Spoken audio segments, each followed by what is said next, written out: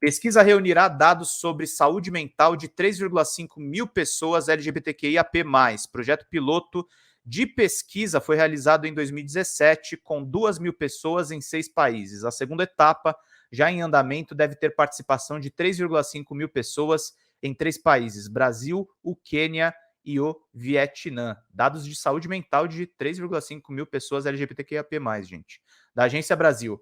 Estudo piloto da pesquisa Smile, liderada pela Universidade de Duke, nos Estados Unidos, que investiga a saúde mental de pessoas identificadas como minorias raciais e de gênero, gerou fundamentos para a segunda etapa de um trabalho que está em andamento. A coordenadora do estudo no Brasil é a professora Jaqueline Gomes de Jesus, vinculada ao Instituto Federal do Rio de Janeiro e à Fundação Oswaldo Cruz, a Fiocruz. O projeto piloto, realizado em 2017 em 6 países, Brasil, Quênia, Vietnã, Índia, Camboja e El Salvador, atingiu 2 mil pessoas. A nova etapa, mais aprofundada, tem foco no Brasil, Quênia e no Vietnã, e em função do financiamento aprovado pelo governo norte-americano para apenas essas nações. A meta é obter a participação de 3,5 mil pessoas da população LGBTQIAP+, lésbicas, gays, bissexuais, transexuais, travestis e intersexo, em cada um dos 3 países.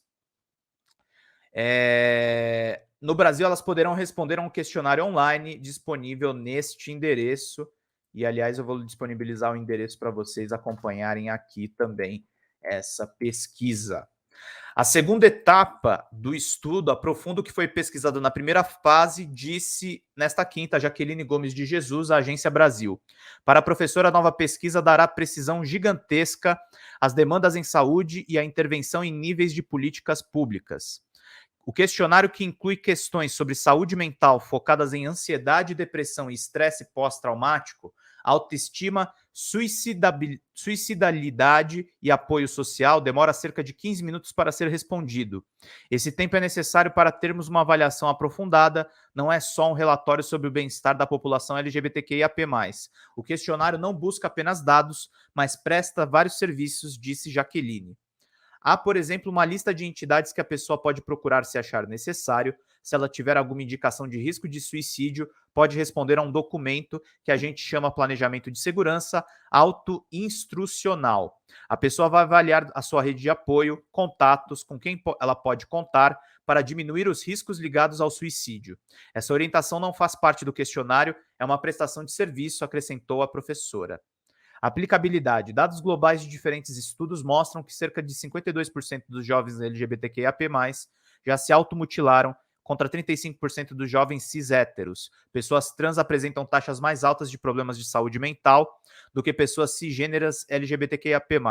44% das pessoas LGBTQIAP+, já pensaram em suicídio, contra 26% dos cis-héteros, e 92% dos jovens trans já tiveram pensamentos suicidas e 84% se automutilaram. Quanto às tentativas de suicídio, os números revelam que o percentual é de 5% entre lésbicas, mulheres bissexuais 7%, mulheres lésbicas ou bissexuais com deficiência 10%, gays 11%, homens bissexuais 16%, pessoas não binárias de 36% a 38%, mulheres trans e travestis 42%, homens trans e pessoas trans masculinas 46% e população em geral 1,2%. Com base nos dados globais, Jaqueline de Jesus disse que será possível verificar a aplicabilidade de tais informações, já que vieram de outros estudos no Brasil. A gente vai ter dados que não existem ainda, com foco no Brasil. Um estudo desse tipo nunca foi feito no país. As informações serão coletadas em 2024 e os resultados devem ser obtidos a partir de 2025. De acordo com a professora, as conclusões poderão ser usadas na elaboração de políticas públicas que atendam a essa parcela da população, que sejam baseadas em dados oriundos de pesquisas. A pesquisa científica é necessária para o desenvolvimento de políticas públicas voltadas ao tratamento em saúde mental, baseados em evidências, acrescentou. Segundo Jaqueline, além da coleta de dados, haverá abordagens de grupos focais. Com isso, a gente consegue precisar em cada país, no caso, o Brasil, que tipo de cuidado é mais importante em termos de foco em ansiedade ou depressão para cada grupo, por exemplo.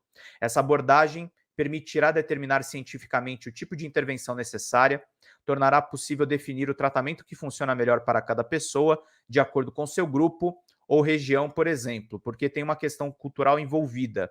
Isso significa que pode funcionar no Brasil, pode não funcionar em outro país, depende de questões culturais também. Violência. O Observatório de Mortes e Violências contra a LGBTQIAP+, revela que, no ano passado, o Brasil registrou 273 mortes violentas de pessoas desse grupo. A Rede Nacional de Pessoas Trans, a Rede Trans, registrou 100 assassinatos de indivíduos desse grupo em 2022 em todo o país, além de 15 suicídios e de 3 vítimas letais da aplicação clandestina de silicone industrial. De acordo com a Rede Trans, 97,3% das vítimas eram mulheres trans ou travestis e 77,8% eram pessoas negras. 43,7% tinham entre 26 e 35 anos, 43% residiam na região Nordeste e metade das vítimas eram profissionais do sexo. No período de 2017 a 2022, o levantamento da Associação Nacional de Travestis e Transsexuais, a ANTRA, informa que 912 pessoas trans foram mortas no Brasil. Violência que acaba afetando a saúde mental das pessoas LGBTQIAP+. Reportagem da Alana Gandra, repórter da Agência Brasil, meus queridos e minhas queridas. Para a gente ficar por dentro de tudo.